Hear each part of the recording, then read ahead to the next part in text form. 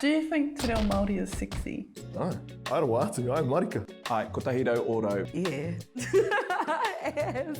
Ai, ake nei. E taku rongo, e a tahu i taku makau, e arero, reo Māori ana. Dwayne The Rock Johnson, nothing on my tahu. Maui, nothing on my darling. Can be, I guess. Yeah.